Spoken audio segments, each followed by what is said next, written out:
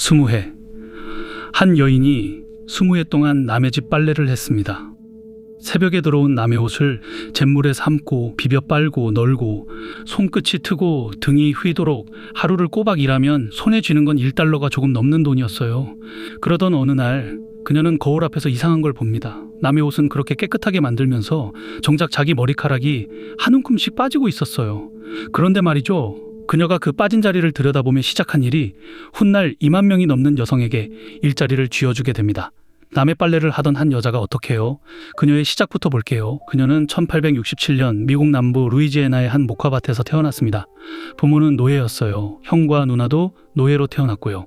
그런데 그녀는 노예 해방 선언이 있고 난 뒤에 태어났습니다. 그러니까 그녀는 가족 중에서 처음으로 태어날 때부터 자유인이었던 아이였어요. 하지만 자유가 곧 편한 삶을 뜻하진 않았습니다.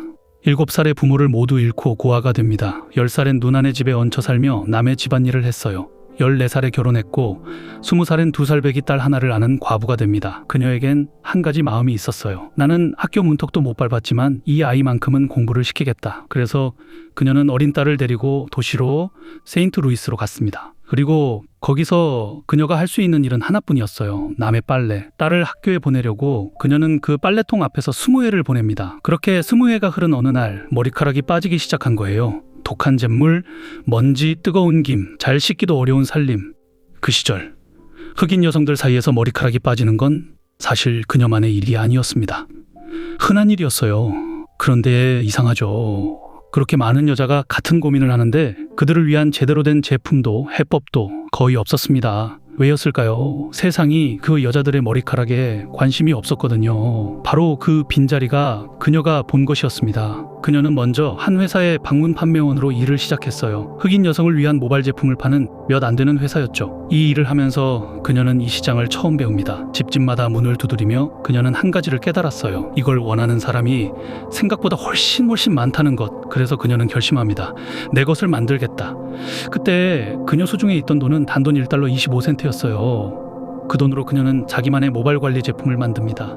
훗날 그녀는 제조법이 꿈에 나왔다고 말하기도 했어요. 한 남자가 꿈에 나타나 무엇을 발라야 하는지 알려줬다고요. 그리고 그녀는 이름도 바꿉니다. 남의 빨래를 하던 그 이름 대신 사람들이 믿고 살만한 이름으로요. 마담이라는 말을 앞에 붙인 새로운 이름으로. 자, 여기까지는 흔한 창업 이야기처럼 들리죠. 그런데 그녀가 그 다음에 한 일이 진짜였습니다. 보통은요, 물건이 잘 팔리기 시작하면 물건을 더 만들어요. 그런데 그녀는 물건을 더 만들지 않았습니다. 대신 사람을 만들기 시작했어요. 무슨 말이냐면요, 그녀는 흑인 여성들을 불러 모았습니다. 그리고 자기 제품 쓰는 법을 가르쳤어요. 아니, 쓰는 법만이 아니라 파는 법을 가르쳤습니다. 이용학교를 세웠고요. 학교에 올 수 없는 멀리 사는 여자들에겐 우편으로 가르쳤어요. 편지 한 통으로 워커 시스템을 배워 자기 동네에서 판매원이 될 수 있었던 거죠. 그렇게 훈련받은 여성들은 각자 자기 동네에서 제품을 팔았고 판 만큼 수수료를 자기 몫으로 가져갔습니다. 이게 왜 그렇게 대단한 일이었을까요? 생각해보세요. 그 시절 흑인 여성이 가질 수 있는 일은 거의 정해져 있었어요. 남의 집 부엌, 남의 집 빨래터, 남의 집 아이돌 보기, 누군가의 밑에서 누군가의 일을 하는 것. 그런데 그녀가 만든 일은 달랐어요. 자기 이름으로 자기 수입을 버는 일이었습니다. 숫자로 한번 볼까요? 그녀의 판매원 중에 마거리 톰슨이라는 여성이 있었어요. 가정부로 일할 땐 일주일에 5달러를 벌었습니다.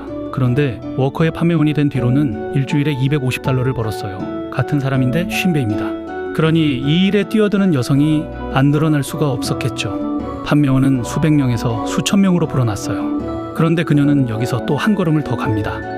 그녀는 매년 그 판매원들을 한자리에 불러 모아 대회를 열었어요. 가장 많이 판 사람에게 상을 줬습니다. 거기까진 그럴 수 있죠.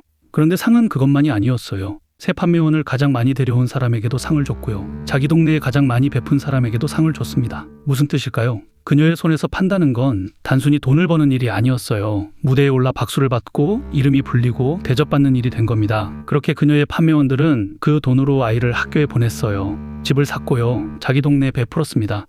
누구의 밑에서가 아니라 자기 발로 선 거예요. 1917년 여름, 필라델피아. 한 침례교회에 200명이 넘는 여성이 모였습니다. 전부 그녀가 길러낸 판매원들이었어요. 이건 그냥 모임이 아니었습니다. 여성 사업가들이 이렇게 전국에서 모인 건 그 시절 미국에서 거의 처음 있는 일이었어요. 그때까지 흑인 여성에게 허락된 일이라곤 남의 집안일, 농사일, 그게 거의 전부였는데 말이죠. 그 200명 앞에 한 여자가 섰습니다. 20해 동안 남의 빨래를 하던 바로 그 여자가요. 이제 그녀는 수만 명의 여성에게 일을 쥐어주는 사람이 되어 그 자리에 서 있었습니다. 그리고 그녀는 이렇게 말했어요. 여러분의 첫 번째 의무는 인류에 대한 것입니다. 그녀의 이름은 마담 CJ 워커입니다.